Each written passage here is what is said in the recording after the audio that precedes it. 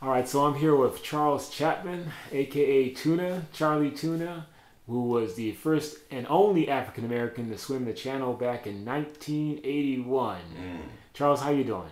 I'm doing wonderful today, brother. It's a beautiful day in San Francisco. All right, and why don't you tell us how did you get started in swimming in and open water swimming in particular? Well, I basically got started in swimming because they wouldn't pass me the basketball. So that was really one of my strong motivations.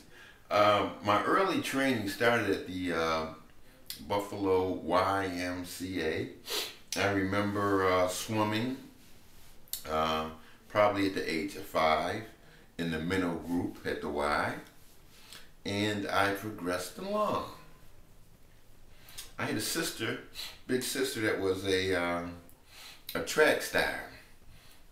And I watched her come home and she had her medals and stuff, and that really kind of inspired me, and she was talking about the Olympics and this and that, and she really kind of inspired me. So I kept on swimming. I had a love for swimming, but one day I saw these guys on. They showed a nationally televised swim meet, and I got so excited when I saw those guys flying through the water. It just hit me. I was very lucky. I had a coach in the neighborhood. His name was Bill Manuel, and he had a daughter and a son, and they were swimmers. They were much more advanced swimmers than I was. But he'd pick us up at 4:30 in the morning, man, to go swimming. So that was really cool. Mr. Manuel, bless his soul, man. He'd come by and pick us up, me and his son Earl and his daughter Lydia, and he would take us to the Delaware YMCA, and hey, I was doing my thing. I didn't start out as the fastest swimmer a lot of times, but I'm just one that just endured to the end, and that's something I want to say to young people in this interview.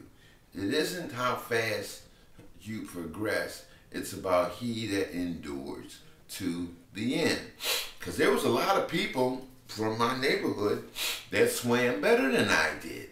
Okay, but I was just determined, and I kept on doing it, and I kept on doing it, and I kept on doing it, and just like a fish in water, it was just something that was in me. So I swam for my junior high school team, Woodlawn Junior High School. We were the city champs, and I had a really good coach named Mr. Fahrenholz. And this guy really inspired me. He swam on a couple of national teams, and I was really fortunate to get some very fine techniques at an early age, and some really good, competition in that. And my event was the 40 and the 60-yard freestyle and the 40-yard fly at that time. So I kept progressing, and then I went to high school. I went to Bishop Turner High School, and I made the swim team there. And as a freshman, I set the varsity record in the butterfly, in the 100-yard butterfly. So this fly thing started in the beginning though, Naji, because the stroke hadn't been perfected. We were still getting them big wash waves in the pool. You know what I'm saying? All kind of splashback. None of the smooth stuff that we have today. This was like in the dinosaur age of swimming then.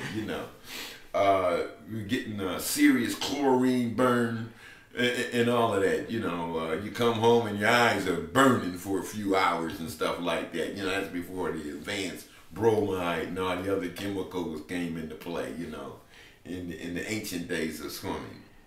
But I say that I wouldn't trade any of those experiences for anything, because they're the things that prepare you for anything. Because in this swimming business, especially in the marathon business, willing to go no matter like what the conditions are. You got to be really ready to put it out there. So I swam in high school, made all high in high school, 100-yard butterfly. And my dad had a clothing store. I worked in the store, but I really didn't like the store. The swimming allowed me to get outside of the store. Sometimes I wish I had the store, but other times I'm glad that I'm still swimming, you know, because the store was a real drag to me, just being there, you know. And the swim became my life. So, fast forward, I graduate from high school. I think I want to go to Morris Brown College first, and I was playing around with that. Then my sister invited me out to Los Angeles, California. So I come on out to Los Angeles, California, and I go to Los Angeles City College, and I'm swimming with this swim team. You know, I'm doing all right. But I had a scholarship too, and one day I meet another friend of mine. His name is Leslie Newell. He wanted to be a professional football player. So we went to the bookstore. Now the bookstore is a very interesting place for me in that I saw the cover of Mark Spitz on the 50-meter jungle with Mark Spitz and Sherm Javor, the Olympic coach, and he's right down the road in Sacramento, California. And I called him up and told him I wanted to be that guy. He said, come on down, man. Let me see what you look like. So I flew down to Sacramento, California.